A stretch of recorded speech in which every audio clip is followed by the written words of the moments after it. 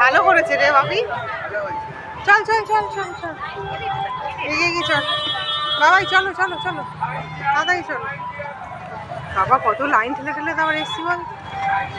চলো চলো, ভালো হয়েছে কিরে বল মুখে।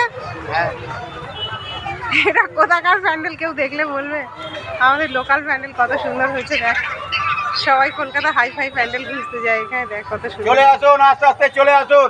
মায়েদের অনুরোধ করছি বাচ্চাগুলোকে সামলে রাখবেন। চারিদিকে লাইন কারেন্ট রয়েছে।